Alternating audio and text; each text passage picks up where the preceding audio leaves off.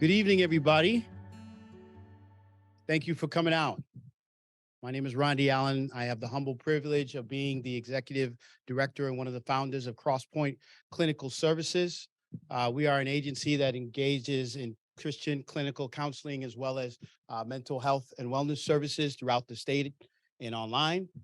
And it's our privilege, along with the Pioneer Valley Church of Christ and the American Association of Christian Counselors, to bring you this event. The struggle is real. We're going to highlight how you can be involved in mental health ministry wherever you are. Thank you for all who made this possible, the AV, the tech, those of you who got the word out, those of you participating. Welcome to those online. I really pray that this is an enriching experience for you. And this is going to be recorded and distributed to people who have registered for this event. So just a couple of housekeeping things. Again, there are refreshments in the back for those here in person. Bathrooms out here to the left. And I just hope you guys have a great experience here tonight. Please feel free to chat your thoughts, comments as you're hearing this material being presented to you. At the end of tonight, we're going to have a time for questions and answers. So we're here tonight to learn about resources put together by the AACC, American Association of Christian Counselors, to help you to be able to serve your community. I'm reminded of in Luke 10, where Jesus told the parable of the Good Samaritan, where he was speaking to a group of experts, teachers of the law. And they said, what is written in the law? They said, teacher, he asked, what must I do to inherit eternal life? What is written in the law? He replied, how do you read it? He answered, love the Lord your God with all your heart and with all your soul, with all your strength and with all your mind, and love your neighbor as yourself. This is in the spirit of that, of loving your neighbor. So he goes on to tell the parable of the Good Samaritan. And really what he said is the Samaritan, the neighbor, is anybody around you who has a need. And have you noticed the needs in the area of mental health? Have you noticed that around you? I know just in our little sphere at Crosspoint, in February 2020, we were doing about 600 to 700 sessions of therapy a month. By October of 2020, we were doing about 1,200 sessions. And this is early in the pandemic. And since then, it's gone up, as you can imagine. You know, I went to 2 different conferences this summer, in August and September, actually, and saw this profile, this material that you're about to learn about. And God put it heavy on my heart that we needed to use as Crosspoint any influence that we had in order to get the word out about this in our area. Because really, crises happen all around us and happen frequently. And this is to equip the average person so that you know what to do in order to help someone to get the care that they need, and then also to not be able to reduce stigma and help them to not do harm. So with that, we have tonight Phil Smith of the American Association of Christian Counselors. He is the director of church partnerships and mental health and coaching program for the AACC. The AACC is a fantastic organization that produces all kinds of quality clinical materials. Myself and my staff, we love to go to their conferences. We use their training often in order to equip us for the work that we do. They produce an abundance of coaching curriculum. You're going to learn about mental health coaching, but when you look online, you're going to see that there are many other variations that you can get into. So without further ado, I give you Phil Smith of the American Association of Christian Counselors.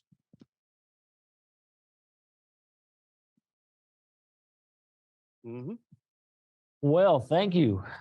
My name is Phil Smith. I'm a grateful believer in Jesus Christ. I struggle with codependency, but I'm the director of the mental health coach program at AACC. And I'm a lighthearted guy. I like to tell jokes. And I don't know if you know this, but Ronnie, what does a codependent and God have in common? Does anybody know? No. They both have a plan for your life. So I'll just let you know that we're going to talk. We're going to have a little bit of laughing, a little bit of sharing. But we're just going to talk and chat, and I'm going to share some things with you. And the mental health coach program is an amazing program.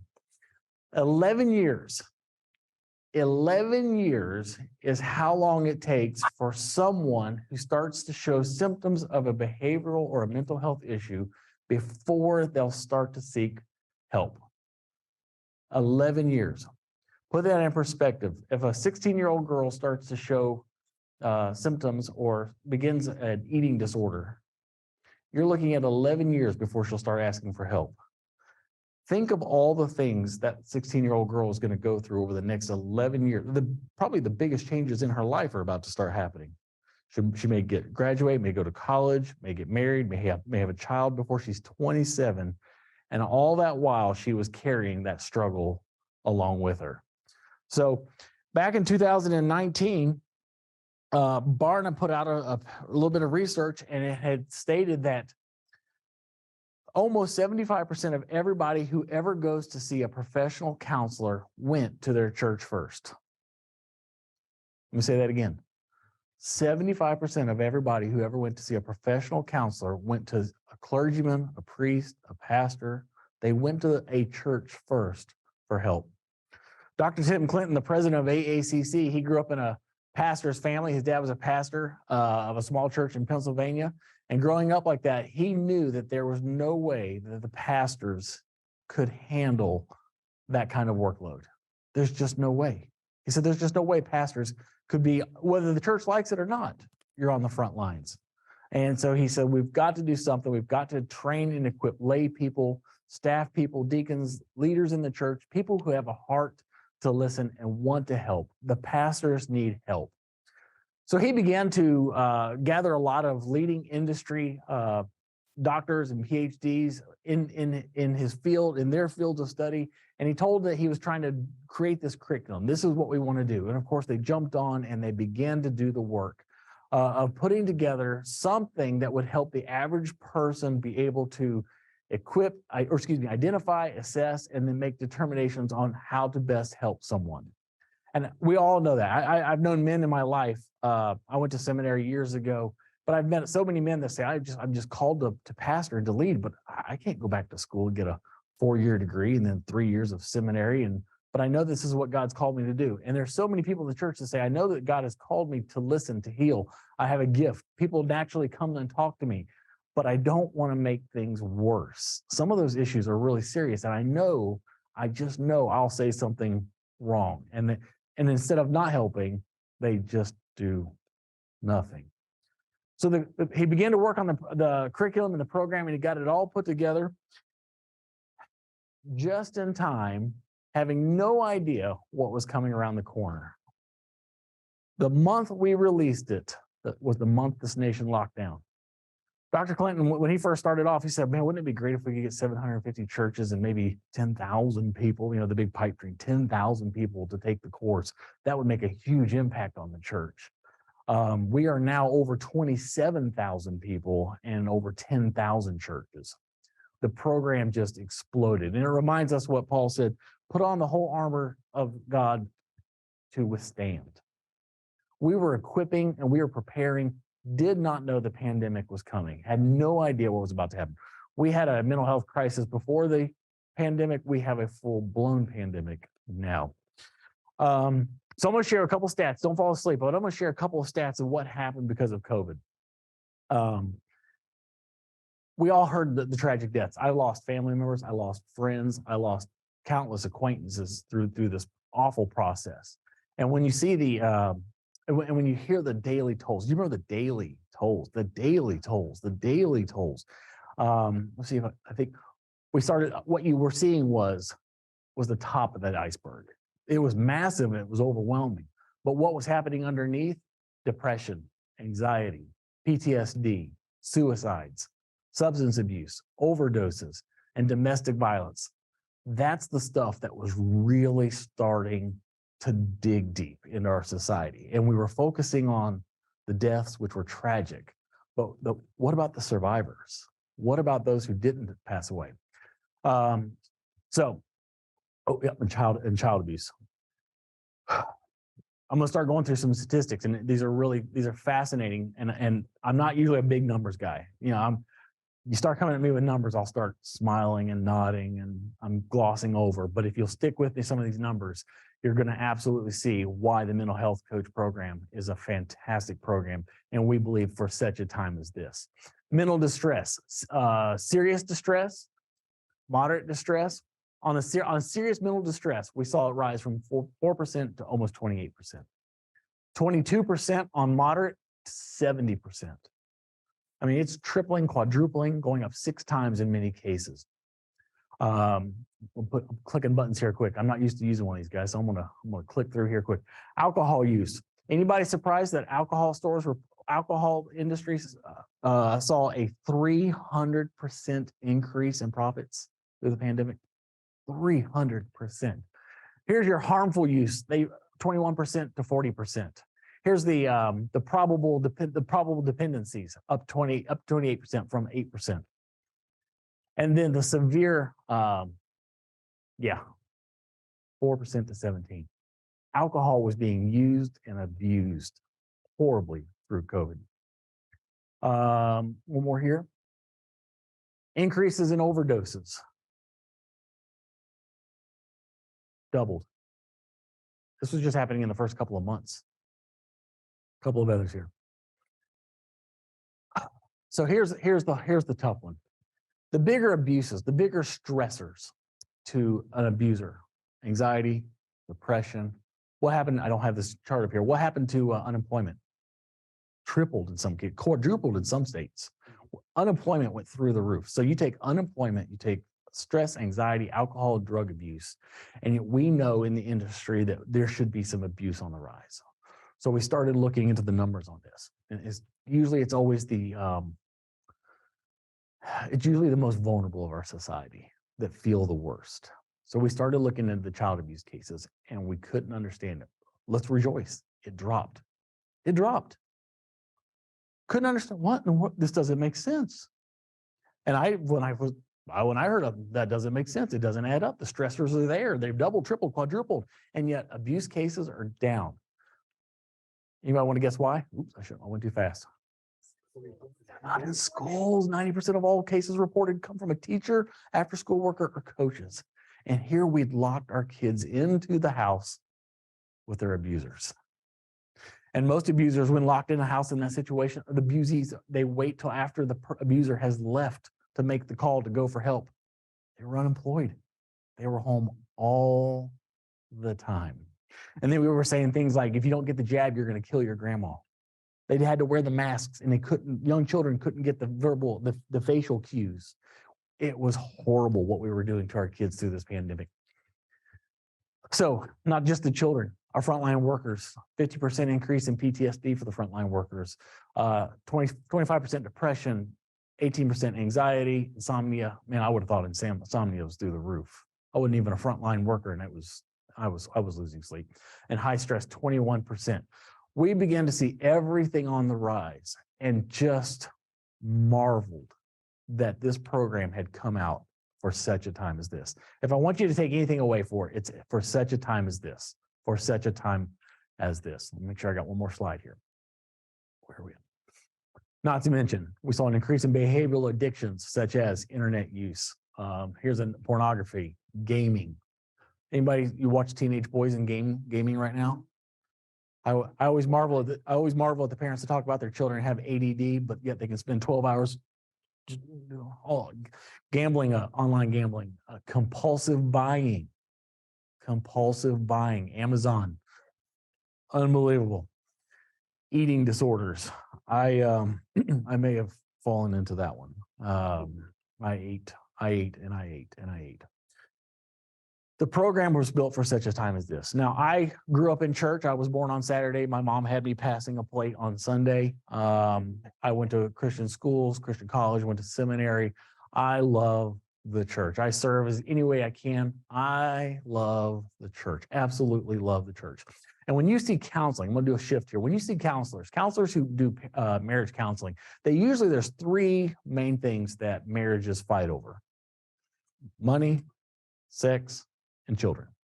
Those are the 3 things predominantly. This is what it's going to be about. I would say there's actually probably a 4th one, and that would be parents. Because I can talk about my parents, but you better not. Nobody talks about your parents. Yes, I don't understand why they're bickering. Yes, they're immature and they're a little bit crazy. I feel like the same thing about my church. Yeah, they're a little bit immature. I don't understand why they're bickering and they're a little immature. But this is my church. I can talk about them, but I don't let anybody else talk about them. The church is really struggling in the area of mental health, being aware of it. We've heard the horror stories where we've heard the stories where he just told me if I had enough faith, I wouldn't struggle with this disorder. Oh, it wrenches the heart to hear those stories. And so this program was designed to educate, equip, and be able to be on that front line, because whether you like it or not, 75% they're coming to the church first. So we're on the front lines. So the mental health coach program was designed to help the average lay person on a paramedic level. This is triage level. We want to be clear up front. This is not designed to make you a counselor. Every now and again, I hear somebody say, well, so once I'm done, I can print off the diploma, hang on the wall. What are most people charging for this? And, send me your address. I want to come talk to you. This is not designed for this. This is for in the stress, in the moment, high emotion, you to be able to help someone in that moment of need. And then coach them. You'll be able to, it'll teach you how to identify, assess, and then determine, maybe I can help them over a cup of coffee, a little bit of accountability, some listening, or maybe I really do need to refer them to a professional. And the course will teach you how to vet professionals in your community so that you're not just saying, boy, that's tough. I'll be praying for you. Let me know if you need anything. You would actually be able to put your arm around and say, that's tough. I hate that you're going through this. I want to pray with you, but I want to show you there's a counselor in our community that deals with this specifically. And I think he'd be a good fit for you. And get that person to the person they need to be. If I break my ankle, please don't come pray for me.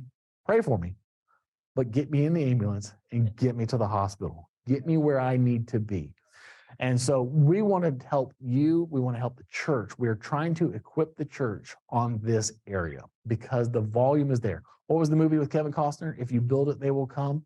They're coming. You need to hurry up and build it is the way we're looking at it. So the mental health coach program I'm going to go into a little bit of a sales pitchy moment here for a bit. The mental health coach program is a 42-hour online on-demand course.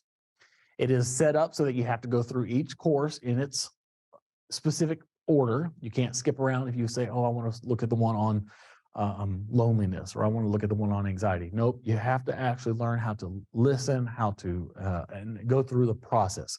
So it's online, on demand. Once you sign up, you have 365 days to complete it. It is set up in 100, 200, and 300 levels. And when you complete the first 100 level, it'll print off a certificate. And when you complete the 200 level, it'll print off a certificate. And then when you complete the whole course, it'll print off a certificate. Now, Christians, we love each other and we want the best for everybody. We have a Facebook group page. On our Facebook group page, once you become a mental health coach, we'll allow you to be part of our group. And we share questions and people share stories, they share testimonies. But what they really like to do is share pictures of their diplomas and their certificates. If that printer does not print it, that's going to, we have to kind of watch the comments. Like, I think this person loves Jesus, but let's see if we can answer his question about certificates. They love their certificates. They love the community. We only opened this up 6 months ago, and I think we're just over 5,000 people now. And it's a specific group. We don't let anybody in who wants to be in. It's people who have signed up or have taken the course. So the mental health coach program typically is a $2,400 program. Once Dr. Clinton started putting it together, a family in Texas wanted to donate to create the cause and has donated the scholarships.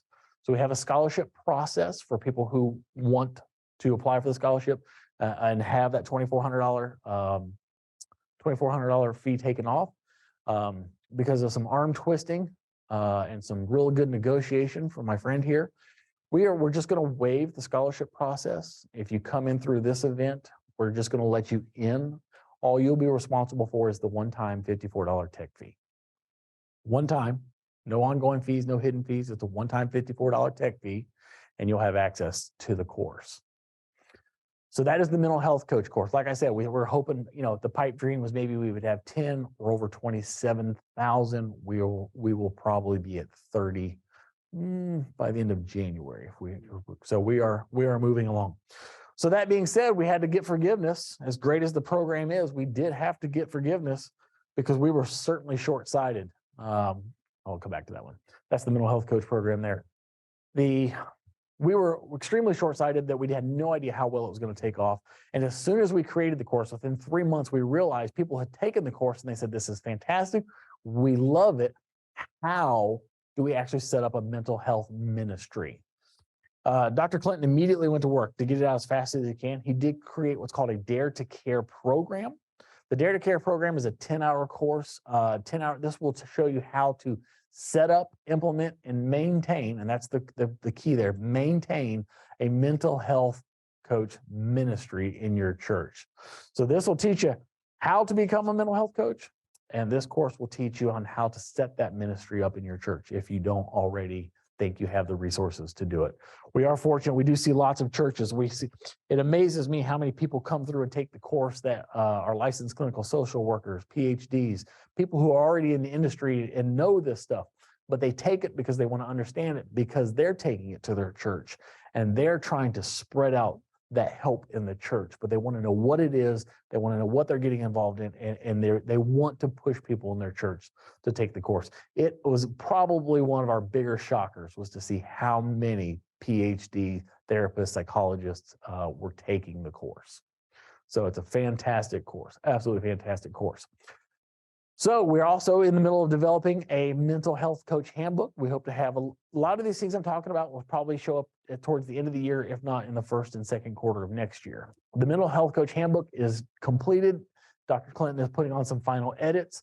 The handbook is designed to give you resources such as best practices, good diligence, forms, if people are going to, if you want to take good notes. The handbook is going to be yours to print. You can put your own church, your own information on that so that it is you. We want it to be yours. We want that to be yours.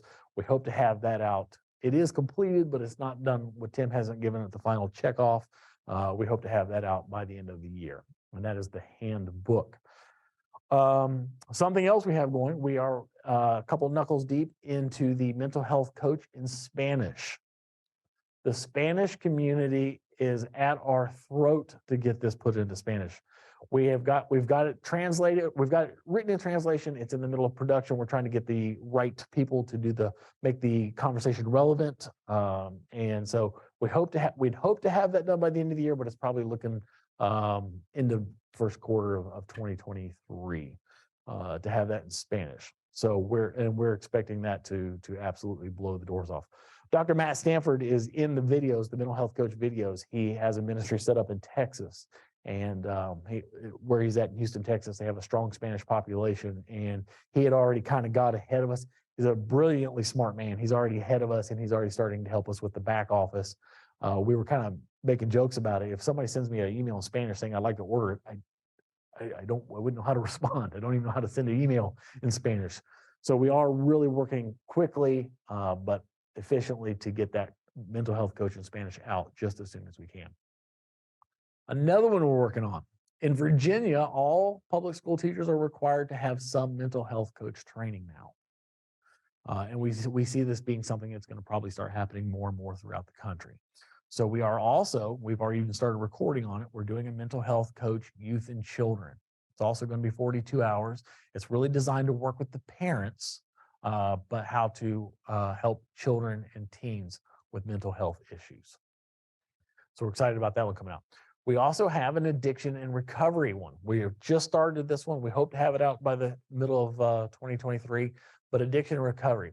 You know, I've never paid attention to this before, but if someone comes to you and they are, they're abusing alcohol, they're struggling with some issues, it's a hard time. It's hard for therapists to sometimes determine, are they depressed because the alcohol use is maybe ruining their life, or are they depressed because of the way some teachers talked to them one time in high school, but I can't tell why they're using alcohol. So you have to work through that addiction and recovery before you may even be able to get to help them at their point of need. So we have an addiction and recovery mental health coach coming out next year as well. Oh, let me think. No.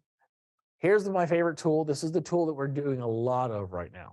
A lot of people, when they finish taking the mental health coach, they want to know, who can I, yes, I'm in my church. Yes, I'm involved in my church, but I really want to help and help more regularly. In my church, I may only see someone once every 2 months, maybe every 3 months, but I want to be more regularly used. So I'm going to tell you this story. I have a friend of mine. She is a dog lover. She used to babysit or puppy sit the dog across the street from her. And one morning she was taking the trash out, and the dog, is a pit bull, just came across the street at her. And she said, "Well, boy, this dog's really happy to see me this morning," and just attacked her. She had enough sense to stay on top of the trash can so that she wouldn't get down where the dog could get to her neck. She had babysit this dog, that she loves this dog, couldn't understand what was going on. But she fights the dog off. She spends about 10 minutes trying to fight the dog. Her legs are bleeding. She's all chewed up. The owner of the dog actually came out, saw what was happening, but turned around and went back into her house. And so my friend, she struggles. She gets to the front door of her house, and she gets in. She gets the door slammed. And she's leaning on the door, and she slammed and immediately pulled out her phone and called 911. No, her husband. No, she Googled, "I've just been attacked by a dog." Now that's really funny because we all do that. We Google our symptoms. We Google our frustrations. My dishwasher doesn't work. Well, let me see what Google says about that. Why is my car not? Google, car won't crank. We partnered with a company called Gloo, Gloo. Gloo is a search engine optimizer. And what they've done is they got the people at Gloo and Dr. Clinton and some of us, they got together and they began to work on a system. And if you're a mental health coach, you have gone through the program, you're in the program, and you're a mental health friendly church, when someone Googles, "I don't know why I can't get over this relationship. Why won't he call me back? Why can't I stop eating? I hate alcohol. It's ruining." When they begin to Google their problems, that will immediately put your church at the top of the search engine. You know, if you Google, "I want a divorce," the first 5 ads are how to get the cheapest divorce possible. Wouldn't it be better if you were hating your life, you were hating something you were going through, you were struggling with a mental health issue, and you were going to Google for help, and it put at the top of the list, it'll say, "I'm sorry to hear you're going through that. Would you like to talk to somebody about it?" If they click yes, they're immediately put in touch with a mental health coach. Via an app, it protects your privacy, and you are being connected. And here's the thing that's best about it. It's people in your community. You're here in Springfield. You're not getting people in Miami, Florida, Denver, Colorado, Cincinnati, Ohio. You're getting people in Springfield, Massachusetts, and they're looking, and they're in your community, and you can start the dialogue with them, and you'll be able to ask them questions. And I mean, hopefully you're not using it for church outreach specifically. "Oh, sorry to hear that. Love to see you this Sunday morning at 9 a.m. for our worship service." That's not what we're looking for. They will even populate on that app. When the question comes through, they will even give you suggestions of a good response. You don't have to use them, but it'll begin to help you out with that.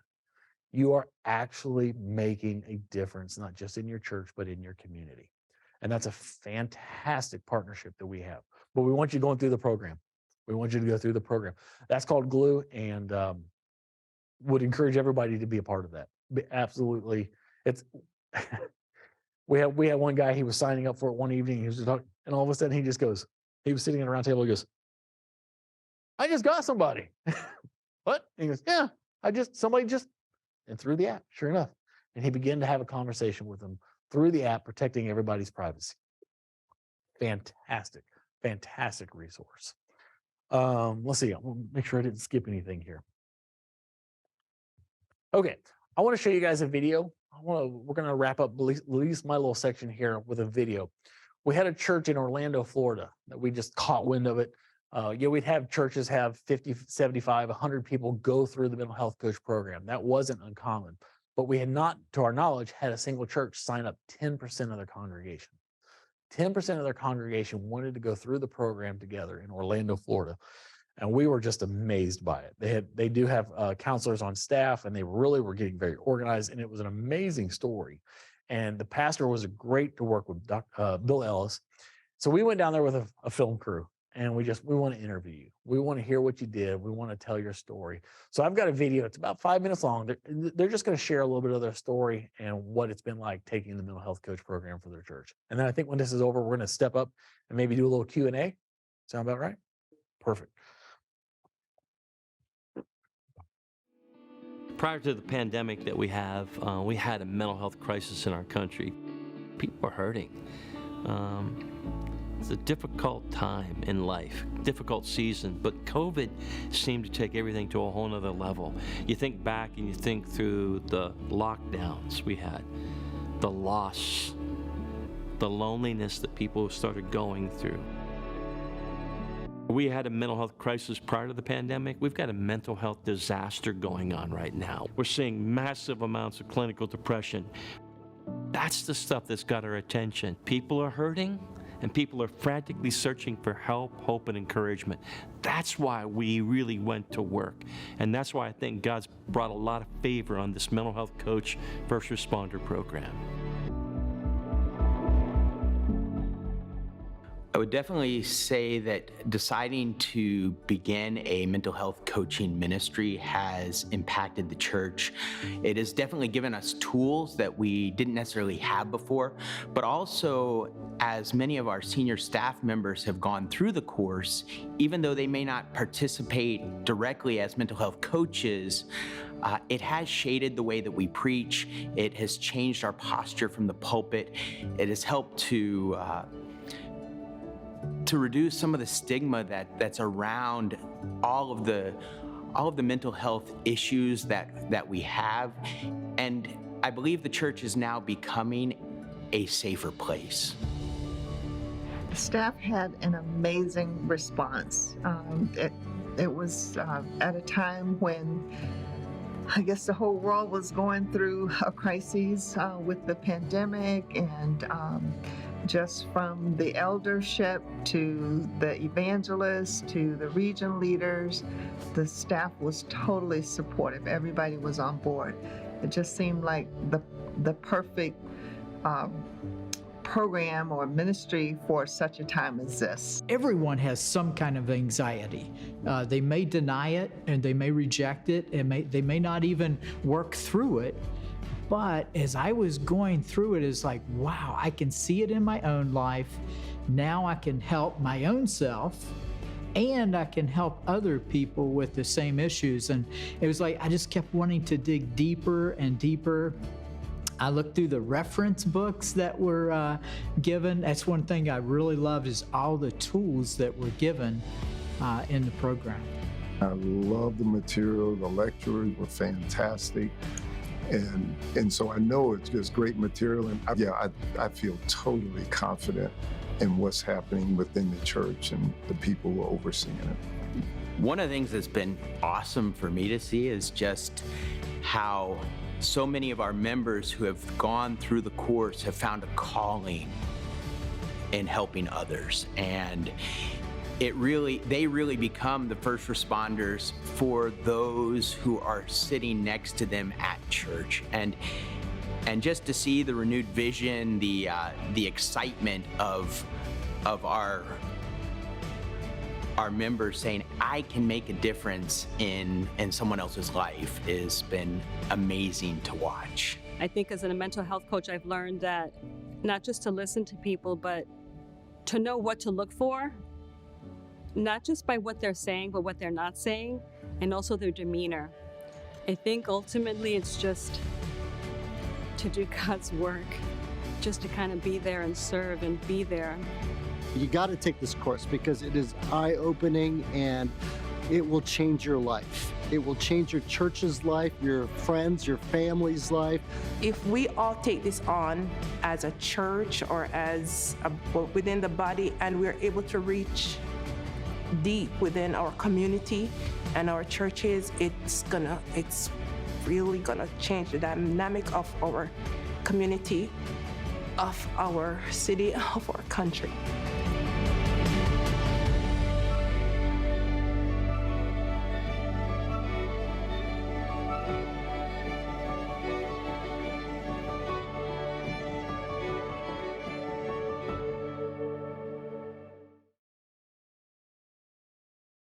We do have a book called The Struggle is Real. Dr. Clinton put it out with Dr. Jared Pinkleton. We did bring that here. I brought one that you can look at, but there's a QR code that you can scan it. We are just doing free shipping for you guys tonight. If you want to scan that, pick that book up. It is a great book. Yep, way high. There it is in the back. Great. It is a fantastic read on where we're at with the pandemic as far as what the impact has been like on the mental health of our country. So great. It's a great book. Encourage you to pick that up online. It really is a great book. Let's see. We were going to do a couple of questions. Is that right? Let's see. I think so. We're going to do, so this is Q&A. If you have any questions, I'm so glad.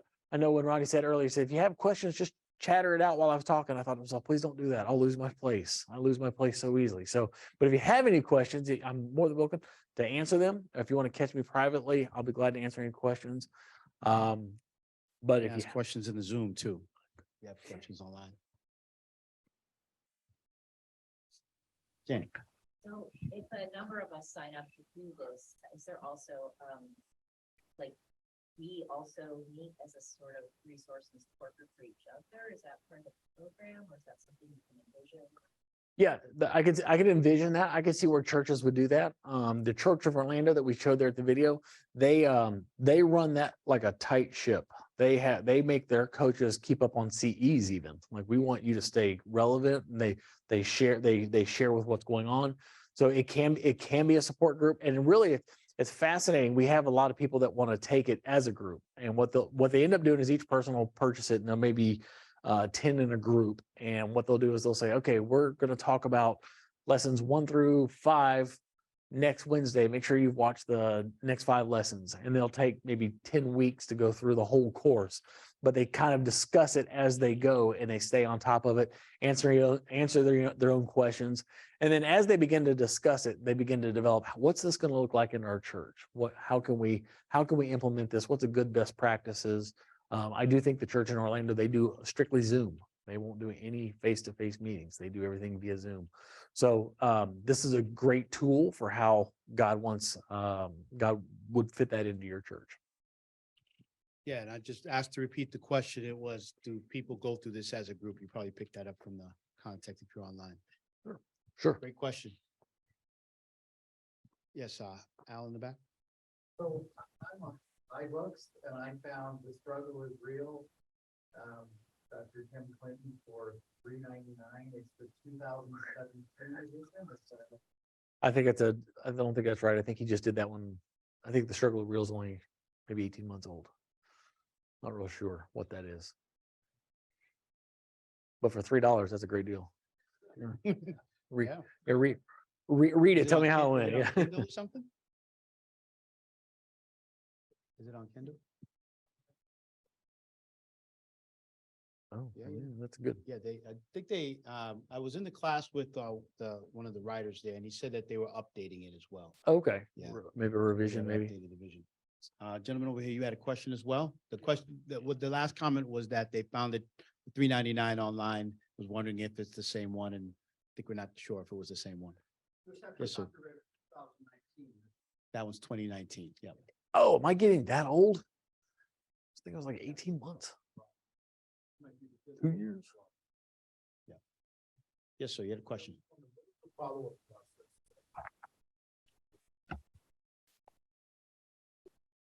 There's someone to get up. Yes, exactly. So the question was, what's the follow-up process for someone that gets help? So someone that you reached out to as a coach and you've started to help them. Well, that's why, we as CrossPoint are trying to promote that, because we are here to back you up. We're happy to consult with you. We're a phone call away. If you feel like you want consultation on a situation and are wondering if it meets this level of criteria, if you're trying to get them to be referred to a counselor, we have 26 counselors on staff all throughout the state, and we can get them set up if it meets that level. And so we're here to help with that. Good question.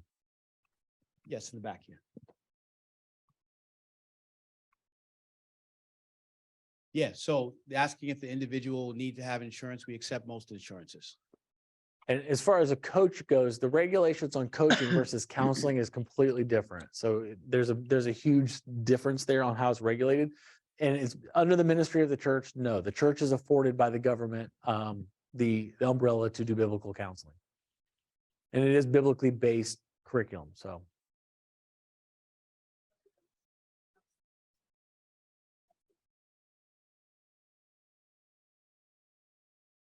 yes. Yes.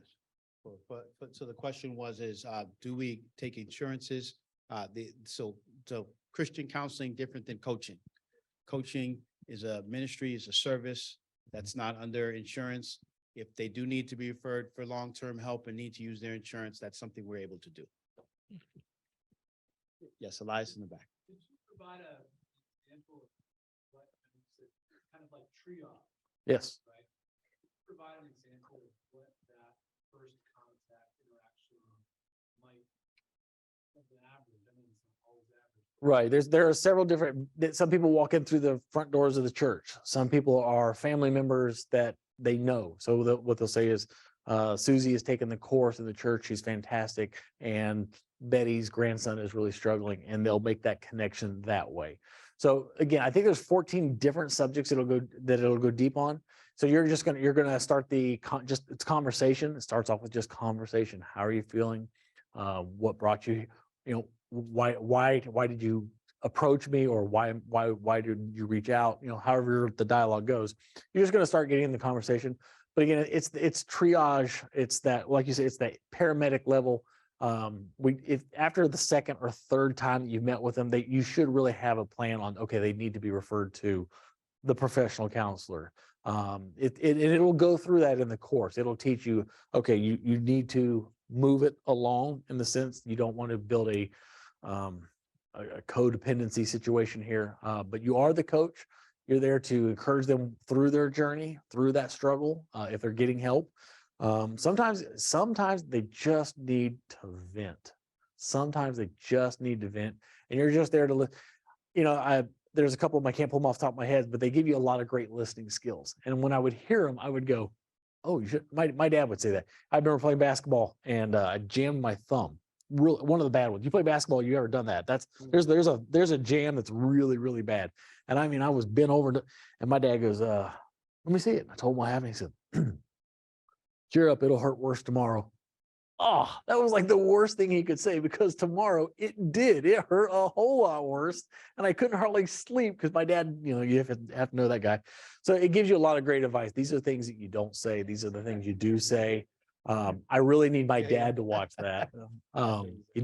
So it's going to help you. It's going to help you be very effective on those first introductory triage level. Yeah, you know what struck me about this and made me really want to get this out here, because I'm sure many of us have been in the presence of a mental health crisis on some level. It might be a panic attack where someone feels like they're having a chest pain and they're short of breath, or certainly a depression, because depression is like the common cold. Everybody gets it sometime, but then sometimes it gets clinical and it gets debilitating. Being able to recognize that and suggest, hey, maybe you should get some help, or certainly suicidal thoughts. And here we are, and even the timing of this, I was thinking about us going into the holidays. This is a time when a lot of people go through things, post-traumatic stress. Again, you've been in the presence of this and probably haven't recognized it, but with a little training, you would. And so some of these situations are already around you. Certainly, you're going to meet people and you're going to recognize more acutely with this training. Right. And maybe an example to your point, if you're talking with someone who's lost somebody and they've lost a loved one and it's been about 2 months, okay. I mean, I could see where they're still hurting and you could talk about, but if they said they passed away maybe 4 or 5 months ago, well, the training is going to say that's a little bit different, and they're going to be able to help you identify where they're at in that journey and to be able to determine what kind of help they're going to need. Whereas beforehand, I might have sat there 5 months. That's reasonable. Yeah, that's tough. I'll listen. No, well, it probably isn't. If 5 months is going a little long for something, it'll teach you. Yeah, great question. That question was, what does a typical situation look like? Is what that question was. Great questions. Any online? Yeah, Ron, do we have a number of them online? If you want me to read some of them. Yeah, please. Okay. The first question is there any material we could have to share this program with our church members? Absolutely. Trying to think of the best way to get it to you. Yeah. This talk, which is being recorded, is going to be distributed to everybody that's registered for this event. Feel free to share it. Share it as widely as you can. Point people to the website and they can get the link to. We're going to periodically share it. So even now, if you want to go to the website or know someone that might want this, they can register now and they'll be on the distribution list. And not only for that, for the updates that he talked about. So he talked about Spanish coming out, youth coming out, substance abuse coaching program coming out. When those updates come, we'll make that make people aware through the distribution list. Yep. So you'll have that available to you. Okay. Another questions? Yeah, we have some more questions here. Mhm. I've started the course after returning from WDS. What is the best way to share this with my ministry leaders? So that you talk about the World Discipleship Summit, which was a conference that took place in our fellowship of churches, which is actually where I first met Phil. August. And then again the next month, and I think I was saying something, but yeah. Repeat the question back again. I'm sorry. What's the best way to share it? Was that the question? What's the best way to share with your ministry? Yeah. So again, through this link, the AACC has links itself. So the big difference, you could actually access this at the AACC website, but it's going to take you through an application process for the scholarship, as opposed to the link that you're getting here tonight, which you'll bypass that so that you can get it directly. So you can share the links associated with this presentation. Lightuniversity.com. Lightuniversity.com. If you'll just go to that in the mental health coach, there's a mental health coach landing page that'll show the video. It'll go through all that as well. And you can share that link. Good question. Yeah. Okay. Okay. All right. Can you change, Yeah. put the code back up on the screen? I want to point it at the screen so many times. There we There go. are handouts back here with those codes on Yep. there. If anybody signed up, we'll send, with those codes. And ju- I've got a handful of these in the back as well. If you want to take a few of them with you and share with your church. That's and right. So you scan can that take way. the QR code that's on your screen now, access that website, and you can share that. People here in person, we have handouts in the back. Good question. Good questions. Yes. Earlier you had said, like if somebody needs to be referred after you've got somebody, but what if it becomes evident that they need help way more than what you are capable of or trained for? How quick is the turnaround to get a counselor involved? Well, it depends on when that happens, but right now we don't have a wait list. We have a staff that has availability. But generally speaking, within a couple of weeks, and our process is, so you can know, on our website, we do have a referral form you go under contact us, patient forms, there's a patient referral form. And when a person fills that out, an intake coordinator gets back to them and finds out what their need is and sets them up with a counselor.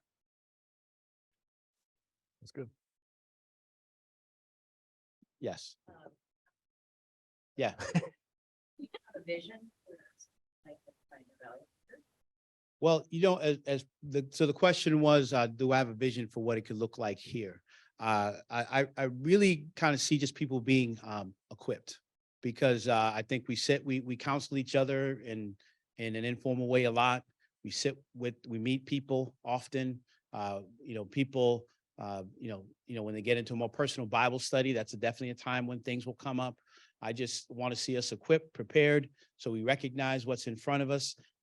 In our church, I know we have such, available access to the counseling center. Not, maybe there can be, some level of a group, like you said, a group training. I think that would be great if people doing the course can do it together. I would say, I want to you may have met John Eklund when you were in Orlando. John Eklund is a friend of mine, but he's a licensed clinical social worker, and he started a Recovery Alive program. It's a 12-step program. And on Friday nights in his small town of 6,000 people, he will have over 600 people show up to a recovery program on a Friday night. And these are people who normally wouldn't go to a normal church service. They don't feel like maybe they should be at a church service. And he has 10% of this town coming to a church on a Friday night. And I'm going to tell you, when people who come into the church, because they're looking for help, they're looking for hope, they're looking for an answer, and they begin to go through the process, and they work with them, and they do the 12-step recovery program, which is amazing.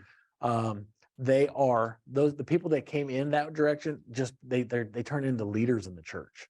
These guys they're amazing. What, just pour Kool-Aid at Vacation Bible School? Sure. They clean the parking lot? I'm there. I need to paint a wall? I'm all over that. I need somebody to serve on the parking lot? I'm there. They make the most amazing leaders in your church. They just have that heart to serve. They're so grateful that there's something like that in their community that is changing lives, not just, oh, we're changing lives. Are you? Are you just stealing sheep from other churches that look a lot like you and act like you? Or are you actually bringing people who are in your church who are looking for help? There's nothing, and I've had that happen 2 or 3 times in my life. There is nothing more frustrating than be looking for help, willing to be embarrassed, looking for help, being vulnerable and going out there and not getting it. Being an answer, just be given just a turn away. And so these ministries are changing churches. They're growing churches. They're growing. They're the people that Jesus hang out with. And I love mental health ministries in churches. Yeah, and what this program it's a 12-step recovery program. You've heard of Celebrate Recovery, perhaps. So it's like that. It's a Christian 12-step program that takes people through the steps a little bit more quickly than Celebrate Recovery, a little kind of similar to it though. And it's for any compulsive, life-altering behavior. So it can be multiple types of addiction, and creates an environment where people can be open, get support, and start to get support working through things. Something like that would be great. They have sheriff deputies and ambulance drivers who keep they keep the Recovery Alive cards in their patrol cars. And one of the meetings I went to, I hope I'm not getting anyone in trouble. One of the first meetings I went to, this young guy, he probably was 19 or 20 years old. You could just tell you could tell he was coming off of something. And he was sitting there and he was just talking, and we were going in a circle, we were sharing, we were taking our turn sharing. And when it got to him, he said, well, I've never done anything like this before. I'm only here because Deputy so-and-so gave me this card and told me he'd let me off with a warning if I came to this tonight. Love it. Love it. So your community will start to see the impact your church is having. And when John Eklund, when he spoke at his, he went to a city council thing, just like, hey, we started a Recovery Alive program. It says what it helps with, da, da, da, da. He got a standing ovation from the city council. It makes a difference in your community. Absolutely. Any other questions? Hey, well, everybody, I hope, I want to give a warm thanks to Phil. Thank you. Actually, from Lynchburg, Virginia. Yeah. Thank you so much for sharing. And that was very informative. And I'm hoping you hear the call. Certainly we see the need around us, and the phrase that kept being used throughout the video and Phil used it was for such a time as this. And this is definitely a need of the hour, a great way that we can serve our community. And what I love about this is a need that cuts across all demographics, doesn't it? There's no one that isn't touched by this in some way. And so this is a great way for us to serve. So I'm going to say a prayer to kind of close this out and launch us, and then we'll finish off our night. Father in heaven, God, we hear you. We believe, God, that you called us into the church, not just for our own benefit, but that we could serve the community around us. God, you said to let our light shine before men, that people can see our good deeds and glorify our Father who's in heaven. And Lord, we want that. We want you to have that glory, Father. I pray for everybody who will hear this, God, to feel moved, to be attentive, to recognize that you have gifted them. I pray for the people who will be served by this, God, the many who right now are imprisoned in some way, enslaved in some way, God. Would you please, like Jesus, make the clarion call of freedom, God, when he declared freedom for prisoners, recovery of sight for the blind, God. Could you help us to follow his mission statement and so walk out our faith in a way that is pleasing to you, God. I thank you for all who are listening, all who are taking this in. Would you bless them, please, in the name of Jesus. Amen. Thank you, everybody. Again, refreshments in the back. Please get to know Phil a little bit, and thank you for coming.